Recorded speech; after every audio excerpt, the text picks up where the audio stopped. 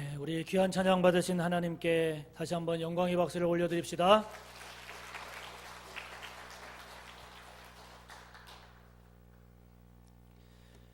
오늘 사순절 세 번째 주일을 맞이하고 있습니다.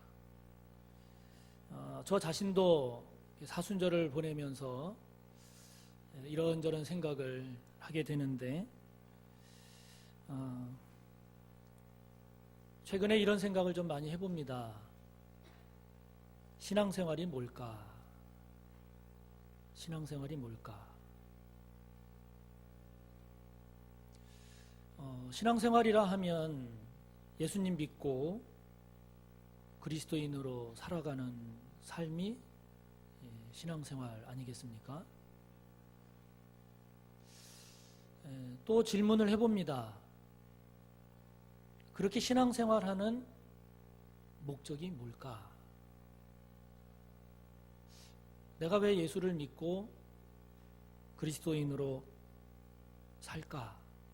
그 목적이 뭘까? 여러 가지로 설명할 수 있겠지만 제 자신 이렇게 정리를 해봅니다. 예수님 믿고 구원받아서 하나님 나라에 참여하는 것,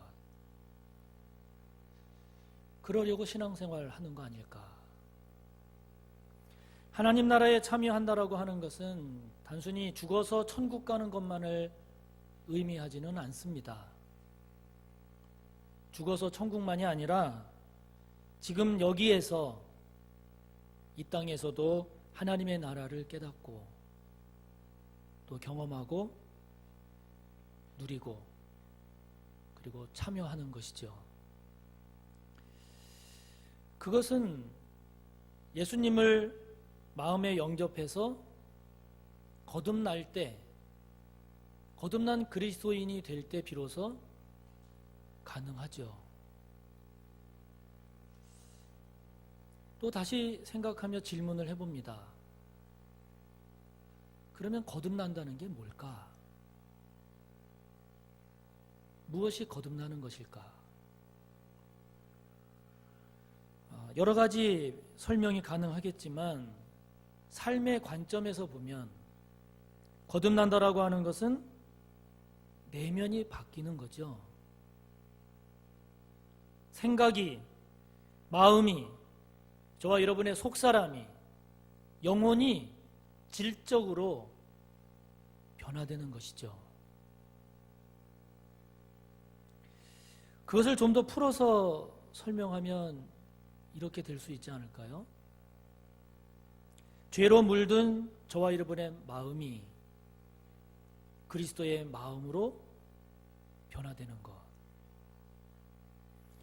죄에 사로잡혀 있던 저와 여러분의 죄된 생각이 성령에 의해서, 말씀에 의해서 그 죄가 씻겨지고 씻겨진 그곳에 예수 그리스도의 마음이, 예수 그리스도의 생각이, 예수님의 가치관, 성경적 가치관으로 변화되는 것.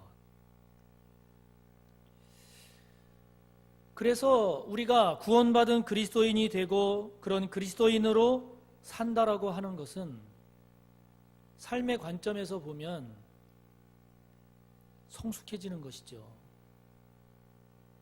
특별히 마음이, 생각이 성숙해지는 것입니다. 온전해지는 것입니다. 저와 여러분의 영혼이 새로워지는 것이겠죠. 그에 따른 삶의 성숙함, 삶의 온전함으로 나아가는 것이 구원받은 그리스도인, 그 그리스도인으로 사는 것 아니겠습니까? 그러므로 우리가 예수님을 마음에 영접해서 거듭나서 구원받았다. 그러면서도 저와 여러분의 마음이, 저와 여러분의 생각이, 저와 여러분의 영혼이 아무런 변화가 없다. 예수님을 믿기 전과 믿은 후에 마음도, 생각도, 가치관도, 삶도 변화가 없다. 만약 그렇다라고 하면 우리의 신앙을 다시 한번 근본적으로 그 뿌리부터 다시 돌아봐야 되지 않겠습니까? 사람들이 우리를 어떻게 볼까? 그것은 중요하지 않습니다. 저와 여러분의 진짜 마음, 저와 여러분이 품고 있는 진짜 생각, 저와 여러분 속에 있는 우리 영혼의 실체, 그럼 그것이 중요하지 않겠습니까? 그것이 얼마나 아름답게 성숙하게 변화됐는가, 그게 중요하지 않겠습니까? 사람들에게 보여지는 우리의 겉모습이 아닌 저와 여러분 속에 있는 진짜 우리의 마음, 진짜 나의 생각, 진짜 내 영혼의 상태를 깊이 돌아볼 줄 아는 것이, 여러분, 그것이 진짜 우리에게 있어서 중요한 일 아니겠습니까? 그래야 주님이 기뻐하시는 그리스도인으로 한 걸음 한 걸음 나아갈 수 있지 않겠습니까? 우리가 이렇게 겉으로 보여지는 모습보다도 우리의 내면을, 우리의 마음속 깊은 그곳을 우리가 들여다볼 줄 알아야 하는 이유가 있습니다. 그 이유는 우리가 그렇게 하지 못하면, 그렇게 저와 여러분의 정말 마음의 깊은 그 실체를 들여다보지 못하면 오늘 본문에 나오는 바리새인들과 같이 우리 또한 계속되는 죄된 삶을 이어갈 수밖에 없기 때문이지요. 바리새인들의 죄된 모습이라는 것이 무엇입니까? 겉으로는 하나님의 말씀, 율법을 따라서 사는 것처럼 보이지만 실제 그들 마음속의 실체는 교만으로 가득 차 있습니다. 거짓으로 가득 차 있습니다. 자기의 욕심, 이기심으로 가득 차 있습니다. 자, 여러분, 우리가 오늘 함께 본 15절을 다시 한번 읽어봅시다. 이에 바리새인들이 가서 어떻게 하면 예수를 말의 올무에 걸리게 할까 상의하고. 여러분, 이것이 바리새인들의 진짜 마음인 거예요. 뭐 율법을 따른다, 뭐 하나님이 어떠다, 그게 아니라 이들의 진짜 속내, 이들의 진짜 마음의 의도, 실체는 어떻게 하면 예수를 말의 올무에 걸리게 할까 하는 것입니다. 여러분, 오늘 본문을 보면 이 바리새인들이 헤롯 당원들과 함께 예수님께 옵니다. 여러분, 이거는 말이 안 되는 거예요. 있을 수 없는 일입니다. 왜 그런 거 아니? 당시 바리새인들은 철저한 율법주의자들입니다. 율법에 철저하면 철저할수록 반로마주의를 선택할 수밖에 없어요. 여러분, 헤롯 당원은, 이들은 친로마 정치 세력입니다. 로마에게 잘 보여서 유대와 그 지역의 왕이 됐던 그런 친로마 정치 세력이기 때문에 이들은 철저하게 현실주의자들입니다. 율법주의자들이 아니고. 그러니까 이들은 물과 기름과도 같은 거예요. 입장이 서로 반대인 거예요. 마치 독립투사와 친일파가 함께하지 못하듯이. 그런데 지금 같이 가잖아요. 예수님께 같이 옵니다. 함께하기 어려운 이들이 같이 온 이유가 뭘까요? 마음이 통한 거예요. 그 숨은 마음의 뜻이 일치하는 거예요. 예수를 시험에 빠뜨리기 위한 그 일에 마음이 같았기 때문에 연합할 수 있는 겁니다. 이들은 예수님께 와서 감언 이설로 아부합니다. 16절을 보면, 선생님, 우리가 아는데 당신은 참되십니다. 당신은 진리로 하나님의 도를 가르치십니다. 아무도 꺼리는 일이 없습니다. 당신은 사람을 외모로 보지 않기 때문입니다. 여러분, 구구절절이, 여러분, 이것보다 더 온전한 고백, 아름다운 표현이 어디 있습니까? 그러나 우리가 보듯이 이 모든 말들은 다 거짓말입니다. 왜 그렇습니까? 이들이 이렇게 고백하고 말하려면 이들의 마음의 중심이 이래서는 안 되는 거죠.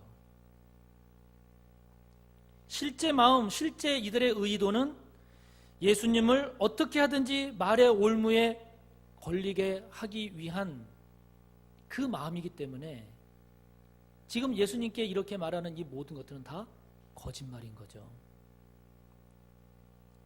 이들이 마침내 던지는 예수님께 던진 질문은 그렇게 예수님께 감언이설로 아부한 다음에 어떻게 생각하십니까? 그러면서 질문합니다. 가이사는 당시 로마 황제를 지칭하는 말이에요. 호칭이에요. 가이사에게 세금을 바치는 게 옳습니까? 아니면 바치지 않는 것이 옳습니까? 여러분, 지금 이 세금 문제를 이들이 거론한 것은 여러분, 당시의 세금 문제는 굉장히 예민한 문제였습니다. 그 역사적인 자료를 보면 주후 6년에, 즉 예수님께서 공생이 시작한 것이 주후 30년이라고 보통 얘기되니까 주후 6년이라고 하면 예수님 공생이 시작하기 한 25년 전쯤 되죠.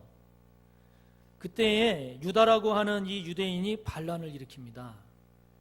그 반란을 일으킨 이유가 뭐냐? 이 로마의 부당한 세금 정책 때문에. 이 로마가 부당하게 과세한 것에 대해서 반란을 일으켰어요.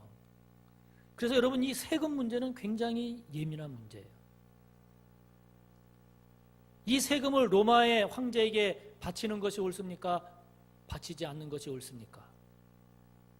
만약에 예수님이 우리는 로마의 식민지고 로마는 우리를 억압하는 세력이니까 바치지 말아야 된다라고 말하게 되면 예수님은 로마의 저항자가 됩니다. 그러니까 이것은 바리새인들이 예수님을 로마에 고발할 빌미를 주는 거죠. 만약에 그렇지 않고 로마라 할지라도 지금 지배하고 통치하는 것이 로마니 로마에다가 세금을 내라. 만약에 예수님이 이렇게 대답하시면 이 바리새인들은 이 예수님을 백성들에게 로마의 앞잡이라고 이야기를 할 것입니다. 그래서 예수님을 매장시켜 버릴 것입니다. 그야말로 더 이상 어느 곳으로도 빠져나갈 수 없는, 예수님 입장에서 보면 그 어떤 것보다도 곤혹스러운 그런 질문을 예수님이 받으신 거예요. 이런 바리새인들의 이런 죄된 말과 죄된 행동들은 모두가 한결같이 어떻게 하면 예수님이 하는 말의 올무에 걸리게 할까? 오직 이러한 악하고 죄된 그 마음의 동기, 그 마음의 의도에서 비롯된 것이었습니다. 여러분, 우리가 한번 질문을 해보자고요. 이 바리새인들은 왜 이렇게 악한 죄된 마음을 먹은 것일까? 이 바리새인들은 왜 예수님을 인정하지 않는 것일까? 왜 영접하지 않는 것일까요? 왜 구원받으려고 하지 않는 것일까요? 왜 이들은 예수님을 거부하는 것일까요? 왜 예수님을 모함하고 어떻게 하든지 예수님을 올무에 걸어서 제거하려는 것일까요? 그것은 이들은 예수님이 없는 지금의 이들에게 주어진 지위, 예수님 없이 지금 이들이 살아가고 있는 지금의 삶, 그것을 그대로 유지하고 누리려고 하는데 그 목적이 있습니다. 예수님을 이들이 인정하게 되면 이들이 지금까지 누리고 있었던 자신들의 지위가 흔들릴 것이라고 이들은 두려워하는 것이죠. 예수님을 영접해서 예수님을 믿고 예수님을 따르게 되면 지금까지 자신들이 받았던, 누렸던 그 명예를 빼앗길 수 있다라고 하는 불안감이 있는 거죠. 이들이 예수님을 믿고 영접해서 예수님의 제자가 돼서 예수님을 따르게 되면 지금까지 자기 마음대로 살았던 그 삶을 살지 못하고 예수님을 따라야 한다는 것에 대한 거부감이 있는 거죠. 이러한 이들의 마음속 실체, 이들이 진짜 마음에 가지고 있는 그 의도, 이것이 과연 하나님 앞에서 바람직한 것인가, 바람직하지 않은 것인가, 이것을 분별해야 되는데, 그러한 자신들의 마음의 동기, 마음의 의도, 이것을 정직하게 깊이 있게 돌아봐야 되는데 이들은 그것을 안 하는 거예요. 그냥 지금까지의 그런 죄된 생각, 죄된 마음, 악한 의도를 따라서 그냥 계속해서 살아가려고 합니다. 그러니까 여러분, 이런 바리새인들의 모습을 우리가 보면 저와 여러분이 보다 성숙하고 보다 바른 그리스도인으로 우리가 살기를 원한다면, 저와 여러분이 무슨 말을 하느냐, 어떻게 사느냐 또 중요하지만, 그렇게 저와 여러분이 말하는 나의 진짜 의도가 뭐냐, 내가 이렇게 살아가고 있는 이 삶을 내가 이렇게 살려고 하는 나의 진짜 목적이 뭐냐, 여러분, 그것에 대한 점검이 있어야 되지 않겠습니까? 우리가 겉으로는 본문 속에 나오는 바리새인처럼 선하고 참되고 의로운 것 같아 보인다 할지라도, 저와 여러분의 정작 숨어있는 의도가 질투요, 미움이요, 교만이요, 정욕이요, 이기심이라고 한다면, 저와 여러분의 진짜 모습은 겉으로 드러나는 것이 아니라 속으로 품고 있는 그것이 저와 여러분의 실체가 아니겠습니까? 그렇기에 저와 여러분이 진짜 싸워야 할 대상은 다른 사람이 아니라 바로 그런 우리 자신이죠. 진짜 우리가 싸워야 할 대상은 다른 사람이 갖고 있는 생각이 아니라 나의 생각의 의도, 숨은 뜻이 뭐냐, 나의 생각의 실체, 이것과 싸워야 되지 않겠습니까? 내가 왜 이런 말을 하고 있는가? 내가 왜 이렇게 행동하는 진짜 의도가 뭘까? 그 문제를 가지고 주님 앞에서 저와 여러분이 깊이 있게 돌아보고 그런 저와 여러분을 새롭게 해간다면, 그런 모습이야말로 주님이 정말 기뻐하시는 모습이 되지 않겠습니까? 그러므로 축복하기는 우리의 모습이 본문 속 바리새인의 모습이 되지 않기를 바라는 것입니다. 어떻게 하면 예수님을 올무에 걸리게 할까에 이들이 사로잡혀 있으면서도 그런 죄된 자신의 모습을 깨닫지 못하고 계속해서 그런 죄된 길로 나아가는 이런 바리새인의 모습이 저와 여러분에게는 없기를 바라는 것입니다. 만약에 저와 여러분의 모습 가운데, 저와 여러분의 생각 가운데 이런 바리새인과 같은 이런 어리석음과 그런 죄된 모습이 만약에 보인다, 그것을 깨달았다, 그렇다고 하면 그것을 우리가 놓쳐서는 안 되는 것이죠. 그것을 빼내야 되는 것이죠. 그것을 우리가 회개해야 되는 것이죠. 그것이 우리의 성수, 우리의 온전함으로 나아가는 발걸음이 되지 않겠습니까? 그래서 겉의 말이 아닌 마음의 의도가 선한 그리스도인, 겉으로 보이는 행동보다도 그 마음의 동기가 하나님을 기쁘시게 하는 그런 귀한 하나님의 백성, 여러분, 이런 삶으로 나아가는 저와 여러분이 꼭 되시기를 축복하는 것입니다. 우리가 이렇게 우리의 마음의 동기, 우리의 숨은 의도를 중요하게 여겨야 되는 이유가 있습니다. 그 이유는 주님께서, 예수님께서 저와 여러분을 거기까지 아시기 때문입니다. 자, 여러분 18절을 보시기 바랍니다. 우리 18절을 함께 읽습니다. 예수께서 그들의 악함을 아시고 이르시되 외식하는 자들아 어찌하여 나를 시험하는, 아셨다는 거예요. 예수님께서 바리새인의 악함을 아셨다는 거예요. 그들의 악한 의도를 아셨다는 거예요.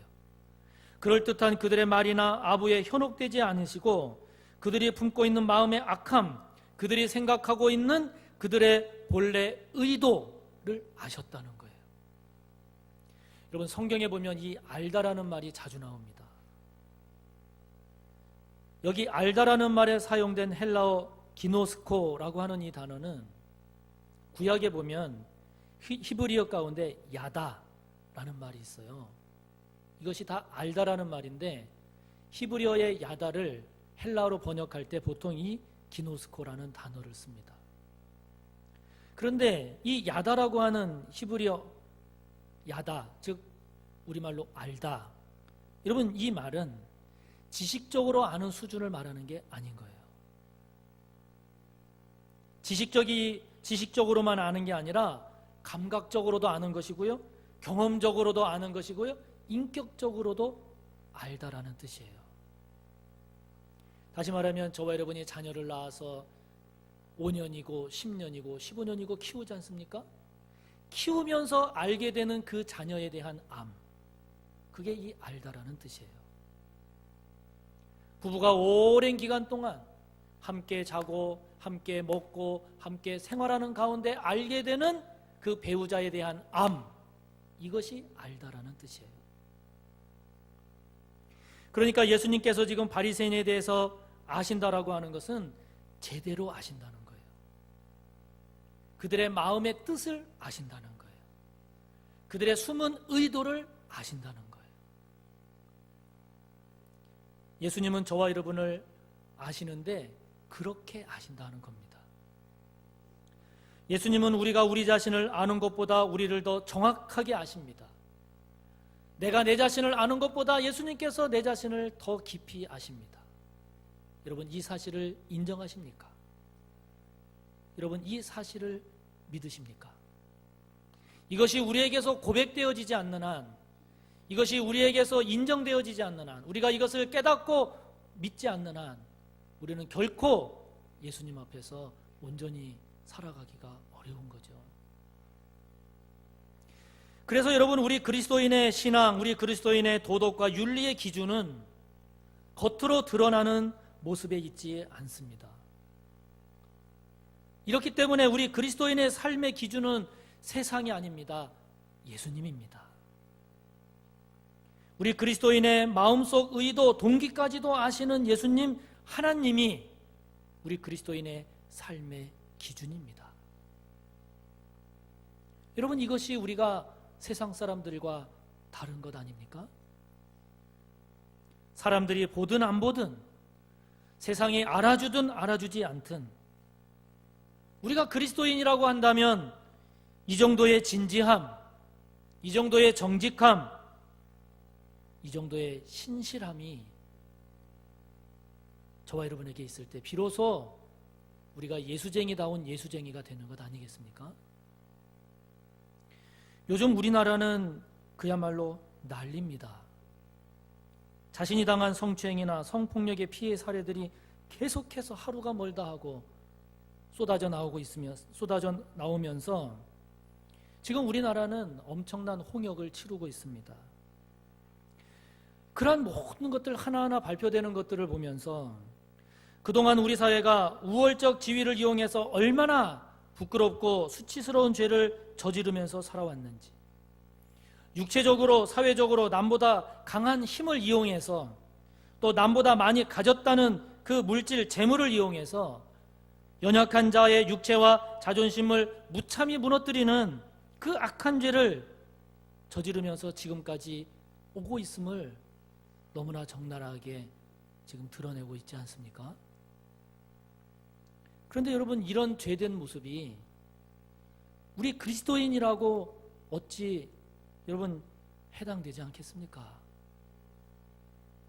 저와 여러분의 마음속에 교만함이 있고 저와 여러분 속에 정욕이 있고 저와 여러분 속에 이기심이 있다라고 하면 여러분 이것이 저와 여러분 속에서 주인 노릇하고 있으면 이런 죄의 유혹과 시험 앞에서 저와 여러분이 우리 자신을 어떻게 지켜낼 수가 있겠습니까? 저와 여러분 또한 또 하나의 가해자가 될 수 있는 것 아닙니까? 아니 뭐 세상이 그러니까 뭐 다른 사람들도 그렇게 하니까 지금까지는 그게 문제 없었으니까 여러분 이것이 아니라 주님이 아신다.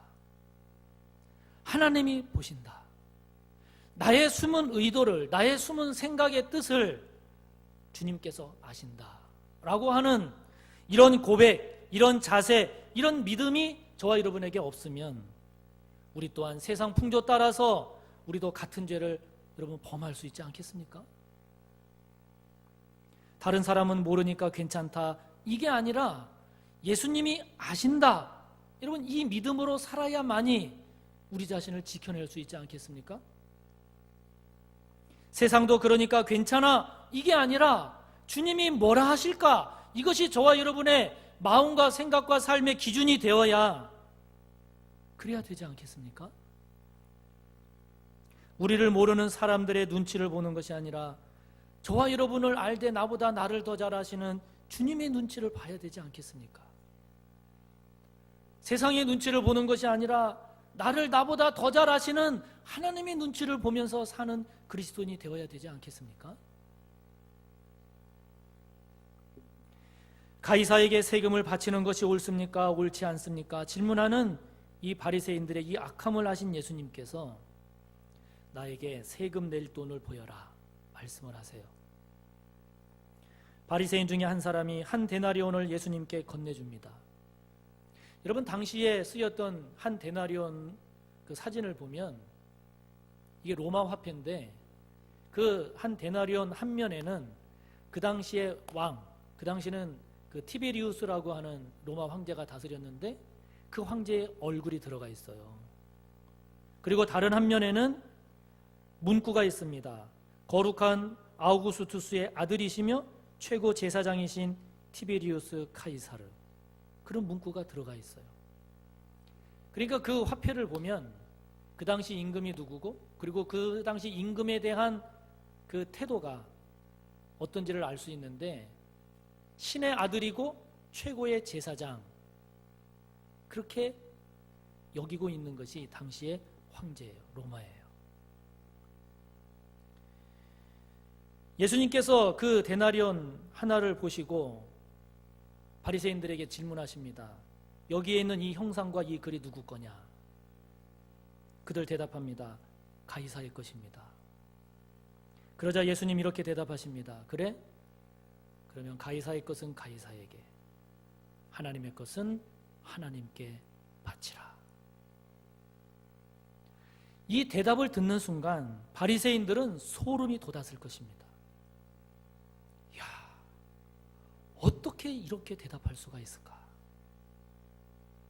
왜냐하면 예수님의 이 대답은 로마에 대한 충성의 문제와 하나님께 대한 충성의 문제라고 하는, 어떻게 보면 하나로 묶여질 수 없는 이 어려운 문제에 대해서 그 어느 것에도 걸리지 않는 기가 막힌 대답을 하신 거예요. 예수님의 이 대답 속에는 더 깊이 들어가면 가이사가 로마의 황제라 할지라도 그 또한 하나님의 주권 아래 있는 존재이기 때문에 그런 측면에서 가이사의 것은 가이사에게 줘라. 그러나 하나님께 바쳐야 될 것은 하나님께 바쳐라. 이 뜻이기 때문에 이 대답을 듣는 바리새인, 율법을 아는 바리새인 입장에서 보면 소름이 돋는 대답인 거예요. 기가 막힌 대답인 거예요. 이 대답을 들은 바리새인들이 22절의 말씀 그대로 그야말로 듣고 놀라지 않을 수 없는 거예요. 이 놀라다라는 말은 경탄하다라는 뜻이에요. 엄청 놀랄 수밖에 없는 예수님의 대답인 것입니다. 사랑하는 성도 여러분, 우리가 믿는 예수님이 이런 분이세요. 저와 여러분이 믿는 예수님은 우리가 생각하는 것보다 훨씬 뛰어나세요. 예수님이 가지고 있는 지혜, 예수님께서 행하시는 권능은 우리가 상상하는 것 그 이상이십니다. 저와 여러분의 삶에 어렵고 힘든 그 어떤 문제라 할지라도, 우리의 생각으로는 도저히 풀 수 없다라고 하는 문제도 주님의 지혜는 그것을 풀 수 있는 지혜가 있으신 거예요. 그것을 해결할 수 있는 권능이 있으신 거예요. 저와 여러분이 믿는 주님, 저와 여러분이 믿는 하나님이 그런 분이십니다. 여러분, 그런 분을 우리의 구원자요, 우리의 하나님, 나의 하나님으로 믿고 사는 자가 그리스도인이라고 한다면 그리스도인보다 더 복된 자가 어디 있습니까? 그런데 여러분 보십시오. 오늘 본문을 보면 바리새인들은 그런 예수님을 떠나가 버리고 맙니다. 마지막 22절을 보면 이렇게 기록하고 있습니다. 그들이 이 말씀을 듣고 놀랍게 여겨 예수를 떠나가니라. 여러분 얼마나 안타까운 모습입니까? 누가복음 5장을 보면 베드로가 예수님을 처음 만나는 장면이 나옵니다. 밤이 새도록 고기 한 마리 잡지 못한 베드로에게 예수님께서 깊은 데로 가서 그물을 내려 고기를 잡으라 말씀하십니다. 그 예수님 말씀에 순종한 베드로, 오늘 바리새인들이 놀란 것처럼 이 베드로 또한 예상치 못한 엄청난 고기를 낚으면서 놀랍니다. 놀란 베드로 예수님에게 이렇게 고백합니다. 주여, 나를 떠나소서, 나는 죄인입니다. 그리고는 예수님을 따르는 제자가 됩니다. 그러나 바리새인들, 오늘 본문 속 바리새인들은 그렇지 않았어요. 예수님을 떠나가 버리고 말았어요. 이들처럼 예수님을 떠나서는 결코 구원받는 복된 인생이 될 수가 없습니다. 예수님을 떠나서 내 힘과 내 능력으로 살리라, 그러면 그럴수록 이 바리새인들처럼 점점 불행한 삶으로 나아가게 됩니다. 우리가 어렵고 힘들수록 예수님께 나아가야 되는 이유가, 우리가 이해가 안 될수록, 이해가 안 된다 할지라도 더욱 기도하는 가운데 주님께 가까이 가야 되는 이유가, 그 주님이 주시는 영적 지혜를 얻는 것이 그 무엇보다 지혜로운 것이기 때문입니다. 이해가 안 된다고 해서 예수님을 떠나가는 것이 아니라, 이해가 안 되고 내 뜻과 다를지라도 예수님의 지혜, 예수님의 권능이 그 무엇보다 뛰어남을 인정하고 끝까지 예수님을 떠나지 않는 것이 복된 결과를 맞이하게 되는 것이죠. 사순절을 지내는 동안, 그래서 우리 모두가 예수님께 더 가까이 나아가는 이 기간이 되기를 축복하는 것입니다. 주님 앞에서 우리 자신을 돌아보되 깊이 있게 돌아보고, 내 마음의 생각이 정말 무엇인가, 내가 주님 앞에 서 있는 나의 진짜 모습이 무엇인가, 그것을 깊이 있게 돌아봄으로써 무슨 일이 있어도, 어떤 어려움이 있어도 예수님을 떠나간 바리새인과 같은 그런 사람들이 아니라, 힘들수록 더욱 주님 품속으로 들어가는, 어렵고 이해가 안 될수록 주님의 지혜와 주님의 권능 속으로 더욱 깊이 뿌리를 내리는 저와 여러분이 됨으로써 복되고 복된 삶을 사는 우리 모두가 다 되시기를 주님의 이름으로 축복합니다. 우리 시간 함께 기도하겠습니다. 바리새인과 같은 우리가 되지 않기를 기도합시다. 우리의 내면, 우리의 마음속 깊은 곳까지 알고 계신 그 주님을 인정하고, 우리의 마음의 동기와 숨은 의도까지 주님 앞에서 깊이 돌아보는 저희들 될 수 있게 해달라고 기도합시다. 그런 우리의 모습들이 주님 앞에서 하나하나 아름답게 변화되어져 가는 우리들이 될 수 있도록, 나를 알되 나보다 더 깊이 하시는 그 주님 품으로 들어가고 또 들어가는 저와 여러분 되어서 이 사순절을 통한 아름답고 성숙한 그리스도인으로서의 믿음과 삶이 될 수 있도록 말씀을 생각하며 주여 하고 기도합니다. 주여! 하나님